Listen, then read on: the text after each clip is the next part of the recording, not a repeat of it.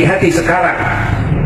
Setan iblis sedang menyebarluaskan virus-virus akhlak yang mencelakakan kita. Ya, hati-hati itu sekarang. Masuk ke FB, masuk ke medsos. Apa? Mereka membatalkan nasab Alawi, ya. Sebagai dzurriyyah Rasulullah SAW dibatalkan oleh mereka. Bukan cuma membatalkan, tapi juga mereka bikin ghibah-ghibah, mereka bikin fitnah-fitnah yang luar biasa, menjelek-jelekan, disebar luaskan di sana di sini. Itu adalah setan iblis yang akan mencelakakan manusia, supaya manusia akhlaknya busuk, supaya manusia alam hatinya penuh dengan najis-najis yang menghancurkan semua amal. Puluhan tahun sudah melakukan amal soleh, sejengkal lagi dia masuk lubang lahat, lalu dia ikut ghibah, lalu dia ikut fitnah, lalu dia ikut suudzon. Na'udzubillah min dzalik. Yang akan menagih bukan satu orang, dua orang. Na'udzubillah min dzalik. Ingat, punya amal seberapa untuk kita bayarkan kepada hutang-hutang kita kepada sesama? Punya amal apa? Punya sholat segimana, punya saum segimana, itu pun kalau diterima amalnya. Kalau tidak diterima amal kita, na'udzubillah min dzalik, bagaimana kita bisa bayar hutang? Masa kita bayar hutang dengan duit-duitan, dengan sholat-sholatan, dengan saum-sauman, dengan haji-hajian? Amal solehnya bohong-bohongan. Kenapa? Karena Allah tidak menerimanya. Sementara hutang kita kepada sesama banyak sekali. Na'udzubillahi min dzalik. Nah, ini kita fitnah ini di zaman kita ini berbahaya besar. Bagi apa? Bagi keselamatan umat Islam di akhirat kelak. Di dunia mungkin biasa-biasa saja, para habaib cuek-cuek saja. Kata para habaib, biarin aja dia ngomong sesukanya. Kenapa? Yang namanya para habaib walaupun dibatalkan oleh siapapun, tetap tidak akan runtuh, tetap tidak akan batal. Cuma karena orang membatalkan, apalagi yang membatalkan cuma segelintir, sementara sedunia ijma mengakuinya sedunia. Ahli nasab sedunia yang kelas internasional mengakuinya, para ulama-ulama internasional mengakuinya. Coba bayangkan, ini kan masalah ini di Indonesia doang, ya, pahami oleh kita semuanya. Walaupun habis-habisan membatalkan, tidak akan bisa batal. Ya tetap saja, kata para habaib, ini bapak saya, ini ibu saya, itu kakek saya, tetap saja mau tidak mau. Tidak karena gara-gara ada yang membatalkan lalu saya ikut membatalkan kepada nasab saya. Itu. Ya. Coba kalau kita punya ibu, siapa nama? Yan. Ibu siapa? Ibu Sukarsi. Bapak siapa? Bapak Ari. Kang Ian. Kang Ian itu bukan anaknya Ibu Sukarsi, bukan anaknya Bapak Ali. Sedunia bilang begitu. Ya. Apakah bisa batal? Enggak. Ini satu orang, apalagi kira-kira berapa puluh juta, ya, para habaib di muka bumi ini. Dari zaman Imam Ubaidillah yang dianggap fiktif oleh para pemfitnah. Ini para pemfitnah itu. Pahami oleh kita semua ini. Oh, para ulama ada yang membatalkan enggak? Enggak ada. Cerita para wali-wali Allah dari dulu yang lebih tahu, yang punya ilmu kasyaf, yang gampang membedakan mana keturunan Rasul, mana bukan. Namanya wali, ilmu kasyaf gampang sekali, karena bukan ilmu zahir, itu ilmu batin itu. Dan tidak pakai kutak-katik ilmu akal, enggak. Enggak butuh dalil dari enggak. Wali-wali Allah, enggak ada wali-wali Allah yang membatalkan dari zaman dulu. Ishak itu hampir 1000 tahun ya, ke Imam Ubaidillah itu kan. Bayangkan. Tiba-tiba di zaman kita muncul segelintir orang yang membatalkan. Apakah bisa batal dengan dibatalkan oleh segelintir? Ya akan bisa. Makanya Buya katakan kepada para pembatal, kalian satu, nyapein diri kalian sendiri. Dua, kalian mencelakakan diri kalian. Hubungan kalian jadi rusak dengan yang masih hidup, dengan para habaib yang sudah wafat, yang di dalamnya ada para ulama, di dalamnya ada para wali-wali Allah. kalian bikin masalah besar yang akan diadili kelak di hadapan Allah. Belum dengan apa? Dengan bikin fitnah, dengan ghibah. Andai kata ada Habib 1, 2, 3 yang bikin kesalahan, kan manusia bukan Tuhan, kan manusia bukan Rasul. Ya, selain para nabi, para rasul, dijaminkah tidak melakukan kesalahan? Nggak dijamin. Ada yang bodohnya, ada yang maksiatnya, ya wajar, namanya juga manusia. Pahami oleh kita semua. Gak bisa dikait-kaitkan. Tidak mungkin para habaib ini melakukan maksiat, berzina, mabuk, tidak mungkin. Gak bisa bilang tidak mungkin. Justru mungkin. Anda bilang tidak mungkin menunjukkan kepada kebodohan Anda sendiri. Apalagi dikait-kaitkan kepada perekonomiannya. Gak mungkin ada habib jual-jual minyak. Loh, itu kan usaha, dan itu kan halal, kan? Lalu apa salahnya? Apakah ada keterangan bahwa namanya keturunan Rasul nggak mungkin itu jual minyak itu? Jual minyak nyong-nyong, jual itu, jual sarung, ya? Pahami oleh kita semua. Apakah itu dosa jual-jual itu? Apakah ada dalam keterangan dari Allah, dari Rasul, namanya keturunan Rasul, jadi jualannya harus jualan apa? Ada enggak? Jadi kalau jualan minyak batal, itu nasabnya putus, itu pasti bukan keturunan Nabi Muhammad. Itu kan menunjukkan kepada ketololan kamu. Kamu tolong. Oh enggak, saya kiai kok. Apalagi itu lebih parah lagi, kiai tolong kamu kalau begitu. Coba kamu pikir dengan otak yang waras. Para habaib itu keturunan Nabi itu bukan Nabi. Ingat, tidak maksum, mungkin melakukan kesalahan. Ya, perekonomiannya macam-macam. Ada yang kayanya, ada yang fakirnya dan sebagainya. Ya. Terus bikin kaidah, dari mana itu bikin kaidah? Kalau keturunan Nabi tidak mungkin jualan minyak, kalau keturunan Nabi tidak mungkin melakukan kesalahan, kalau keturunan Nabi tidak mungkin umpamanya dawir-dawir, itu dari mana? Itu dari mana? Kaidah itu dari mana? Kalau kamu bikin kaidah seperti itu atas nama syarak, berarti kamu sudah mendustakan agama. Kalau tidak atas nama syarak, berarti menunjukkan kepada ketololanmu sendiri. Kalau kamu mengaku sebagai kiai tapi mengeluarkan statement seperti itu, berarti kamu kiai tolong. Tidak pantas kamu jadi kiai. Apalagi kalau nyebar-nyebarin fitnah, nyebar-nyebarin video-video ghibah, ya. Oh, ini memang betulan ini mah Habibnya melakukan ini. Ya, kalau ghibah itu yang benar-benar salah. Kalau tidak benar-benar salah, namanya fitnah. Ghibah itu sudah cukup dosa besarnya. Apalagi kalau fitnah, lebih besar lagi dosanya. Kalau kamu beritahu satu orang saja, ya, dengan cara ghibah itu sudah cukup dosa buat kamu. Apalagi kalau kamu sebarkan lewat medsos, apalagi yang belum tentu, ya, belum tentu salahnya. Kapan diadilinya? Kapan diskusinya? Sehingga keputusan para ulama menurut syarak ini salah, pemikiran ini nggak pernah kok dilakukan seperti itu. Hanya ini menurut kajian pemahaman si A, menurut pemahaman si B, dan ternyata kebanyakannya dari golongan Wahabi. Yang bukan Wahabi ikut-ikutan. Karomah-karomah wali disebut khurafat. Walaupun dia ucapan manusia ada khurafatnya, tapi tidak bisa disebut khawarij bila ada seluruhnya adalah khurafat. Karena karomah itu adalah amrun khaliqun lil adat, perkara yang membedah adat yang ada pada diri seorang wali daripada wali Allah. Kalau cocok dengan apa otak lo, dan namanya kan bukan karomah. Karomah itu yang memang di luar kemampuan manusiawi, itu karomah namanya. Kalau memang sesuai dengan adat istiadat, namanya bukan karomah. Karomah itu khariqun lil adat, seperti halnya mukjizat khariqun lil adat.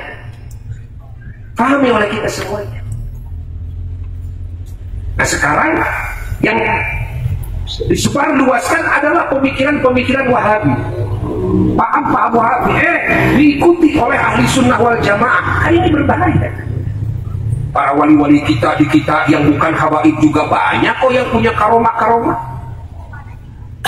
banyak sekali yang riwayatnya sahih, ya, riwayatnya dari orang-orang terpercaya banyak. Apakah semua yang disebut khawarij lil adat bisa disebut khurafat? Tidak mungkin kan? Walaupun mungkin ada yang khurafat juga. Catat oleh kita semuanya, ya, catat. Karena Buya menyimak, ya, ada yang bikin kaidah seperti tadi.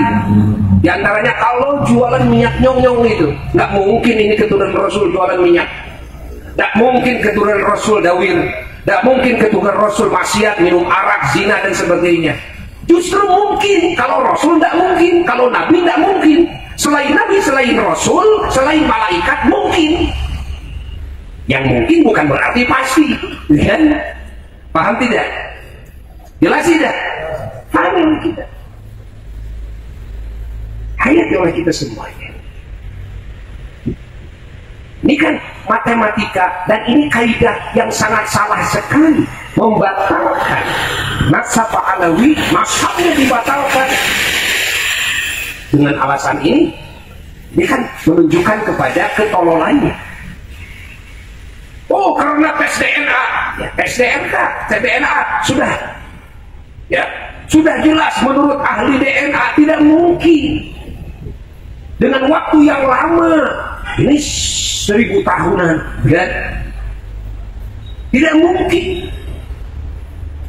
bisa mendeteksi, kan, DNA seseorang. Apakah Rasulullah pernah di DNA? Dites. Apakah Sayyidina Ali bin Abi Thalib, Sayyidatina Fatimah Az-Zahra radhiyallahu anhum ajma'in pernah dites DNA? Apakah Sayyidina Hasan Husain pernah dites DNA?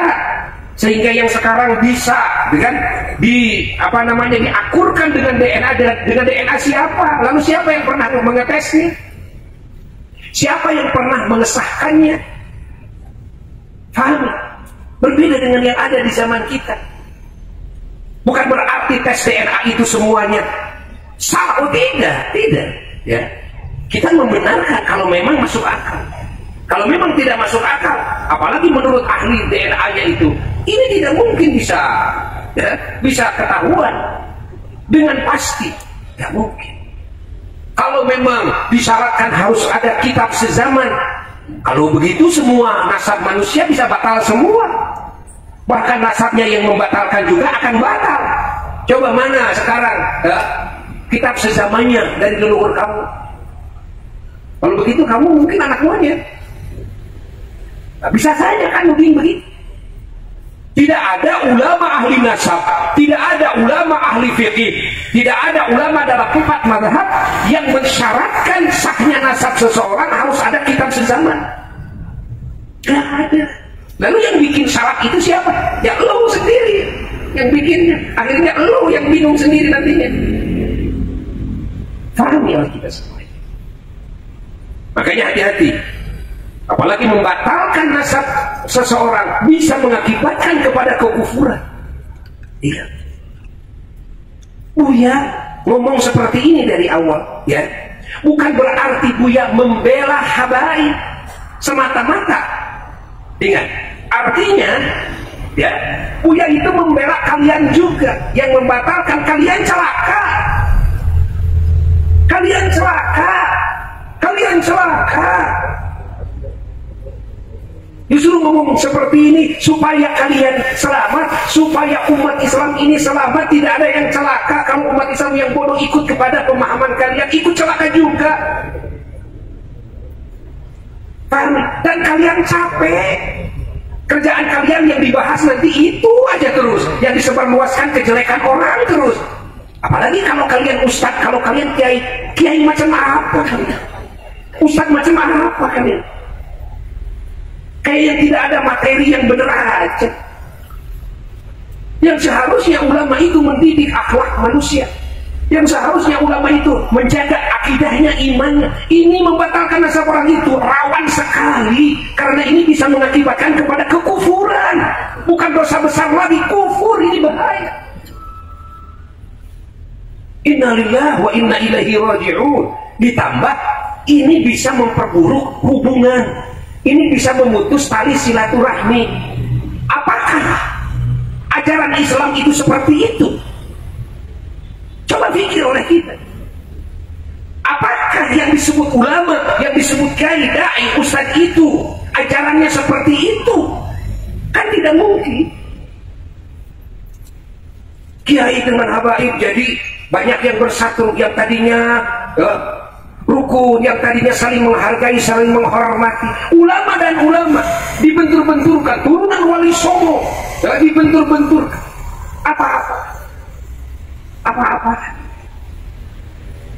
Kita ada di negara hukum, ya. Jangan sok-sokan. Lihat, kita ada di negara hukum, dan kita adalah umat Islam yang punya aturan dari Allah, Quran dan Sunnah. Kembalikan kepada Quran dan Sunnah, kembalikan kepada nas-nas syariat. Jangan lupa kepada nas syariat. Jangan tertipu dengan segelintir orang yang dia itu akan memecah belahkan umat Islam di Indonesia ini. Ingat, yang akan mengotori hati-hati umat Islam. Ingat, yang akan memutuskan hubungan tali silaturahmi, yang akan memecah belahkan persaudaraan. Ini berbahaya sekali. Ini berbahaya sekali. Buya cuma kasihan doang, khawatir kalian celaka. Jangan dibalik. Jangan dibalik. Kalian mengatasnamakan demi kesuciannya turunan Nabi. Yang ngaku-ngaku turunan Nabi ini kan harus dihabisi. Demi apa? Demi menjaga kesucian turunan Nabi. Ini namanya kalimat yang benar, tapi tujuannya ngawur, salah. Tujuannya batil. Akhirnya orang banyak yang ketipu dengan kata-kata seperti itu. Allah, apakah kalian lebih berilmu ketimbang Syekh Nawawi Al-Bantani, ketimbang Syekhuna Khalil Bangkalan, ketimbang Imam Ibnu Hajar, ketimbang banyak lagi para ulama, ketimbang semua ulama dari zaman dulu? Imam Ubaidillah tidak ada yang membatalkan. Padahal dari zaman itu banyak sekali ulama-ulama mujtahidnya. Sampai leluhur kita masih banyak ulama-ulama mujtahid. Ingat, yang lebih pantas membatalkan itu bukan kamu, yang mujtahid juga bukan. Ingat, tapi tuh yang pantas membatalkan itu adalah ulama-ulama mujtahidin. Berapa banyak ulama mujtahidin dari masa ke masa, satupun tidak ada yang membatalkan. Anda bukan mujtahid, mufti juga bukan, tesis juga ini belum jadi tesis, masih penelitian, tapi terus dijadikan landasan hukum seolah pasti. Itu dari mana dasarnya? Na'udzubillah min dzalik, tsumma na'udzubillah, tsumma na'udzubillah, tsumma na'udzubillah, tsumma na'udzubillah. Kalau Anda mengatakan alhamdulillah dengan adanya tesis yang membatalkan ini, sekarang banyak habaib yang tidak berani datang ke rumah saya, yang dulu sering banyak ke rumah saya, setiap hari datang, sekarang alhamdulillah tidak ada satupun yang datang. Apakah para habaib rugi kalau tidak datang kepada kalian? Justru Buya katakan bahwasanya kalian sendiri yang rugi, karena para habaib yang biasanya datang sekarang tidak datang. Ingat, pahami oleh kalian kalimat alhamdulillah. Nah, itu mah persis seperti orang waktu hujan, begitu ke pengajian ada yang nggak mengaji. Yang nggak ngaji bilang, waduh di pengajian saya kehujanan. Kata yang nggak ngaji, alhamdulillah saya nggak ngaji. Ini alhamdulillah, ini alhamdulillah orang tolol ini. Alhamdulillah, jadi saya nggak kehujanan. Alhamdulillah saya nggak ngaji. Innalillahi wa inna ilaihi raji'un. Seharusnya innalillahi, orang tidak ngaji. Ini alhamdulillah saya nggak ngaji. Persis seperti itu. Persis seperti itu. Pahami oleh kita semuanya, ya. Pahami. Jadi Buya mengatakan ini justru karena sayang. Ingat, dan Buya mah gak punya musuh. Buya mah gak punya kejelekan dengan siapapun. Enggak, biarin. Nah, kalau ada yang memfitnah, ada yang menjelek-jelekin, Buya mah egepek. Emang Buya pikirin? Enggak, Buya mah. Ya. Gak akan terpengaruh Buya mah dengan orang yang memuji, insya Allah gak akan terpengaruh dengan orang yang mencaci, dengan orang yang memfitnah, dengan orang yang enggak. Ya. Paham? Dan ketahuilah oleh kalian, justru ini karena cinta. Jangan dianggap, oh ini Buya muhibbinnya para habaib. Udah, Buya mah muhibbin kepada Allah, muhibbin kepada Rasulullah SAW, muhibbin kepada para nabi, muhibbin kepada para rasul, muhibbin kepada semua wali, semua ulama, semua para syuhada, semua para solehin, seluruh muslimin muslimat, mukminin mukminat, itulah Buya. Bukan muhibbin hanya habaib saja, kepada kalian juga muhibbin, kepada semua umat Islam muhibbin. Dan atas dasar cinta justru ngomong seperti ini.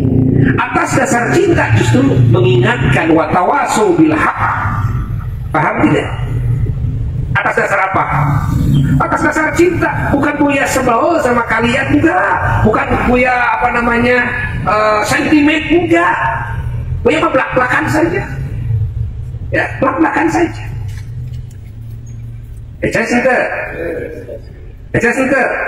Jadi bukan hanya habaib yang Buya bela, tapi umat Islam Buya bela. Kalian pun Buya bela.